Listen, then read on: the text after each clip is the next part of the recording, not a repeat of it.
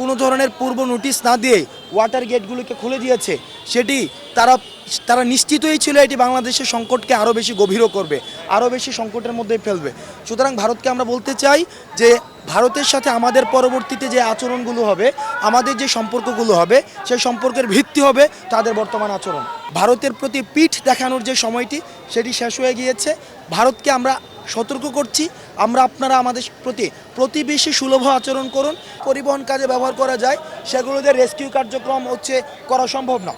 2 নম্বর বিষয়টি সেটা হচ্ছে বিমান বাহিনীর তত্ত্বাবধানে যে হেলিকপ্টারগুলো রয়েছে, বৈরী আবহাওয়া এবং প্রতিকূল যে পরিবেশটি রয়েছে এবং তাদের পর্যাপ্ত যে লোকবল হঠাৎ করে সেগুলোর আবার পুনর্বিন্যাসের মধ্য দিয়ে এবং অনুকূল আবহাওয়া যখন আসবে তখনই তার আবার রেস্কিউ কার্যক্রমটি আবারও আমরা যেটাকে আবার শুরু করতে পারবো। দেখুন, আমাদের এখন জয়েন্ট কোলাবোরেটিভ ভেঞ্চার প্রয়োজন। আজকে আপনি দেখেন এই যে অপ্রত্যাশিত যে পরিস্থিতিটি তৈরি হয়েছে সেটি আমাদের সংকটকালীন যে সময়টিকে সেটিকে আরও সংকটকালীন করেছে।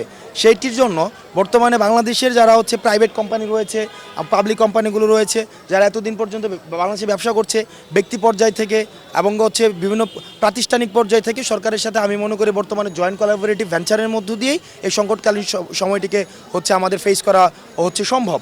অন্যদিকে আমাদের ত্রাণ কার্যক্রম সেটি আমরা আমাদের ইতিবাচক সাড়া পাচ্ছি, কিন্তু আমাদের যে জায়গায় সমস্যাটি সেটি রেস্কিউ অপারেশনটিকে প্রপারলি পরিচালনা করা। কারণ আমরা 10 জনকে এখন চাইলেই ঢাকা থেকে পাঠিয়ে রেস্কিউ কার্যক্রমটি আমি পরিচালনা করতে পারছি না।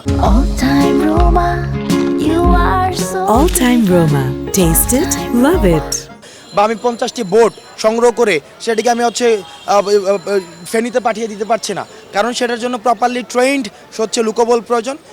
এই প্রপারলি ট্রেন্ড লোকবলটি শুধুমাত্র 3 বাহিনীর মধ্যে রয়েছে।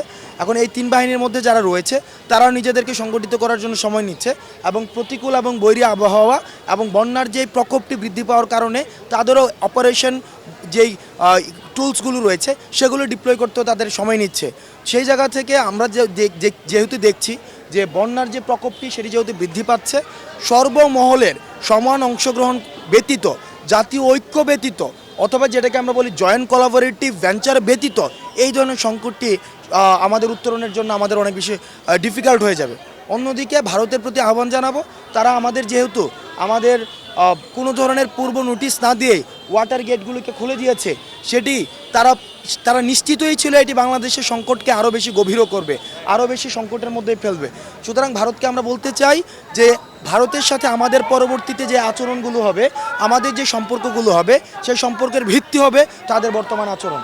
কারণ আমরা বিশ্বাস করি পূর্বের যে সরকারটি, সেই সরকারটি ক্ষমতায় টিকে থাকার জন্য ক্ষমতার বিনিময়ে মূল্য হিসেবে তারা অসম চুক্তিগুলো করেছে, কিন্তু যেহেতু বর্তমানে জনতার ক্ষমতা প্রতিষ্ঠিত হয়েছে, আমাদের বিনিময় মূল্য হিসেবে কোনো ধরনের অসম চুক্তির মধ্যে আমাদের দেওয়ার কোনো প্রয়োজন নেই।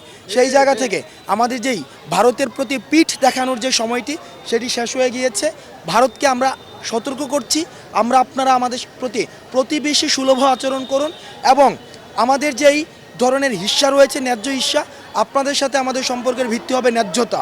কোনো ধরনের অসম কোনো চুক্তি, অসম কোনো সম্পর্ক, কারণ আমাদের ক্ষমতায় টিকে থাকার জন্য কোনো বিনিময় মূল্য এই অন্তর্বর্তীকালীন সরকারকে দিতে হবে না।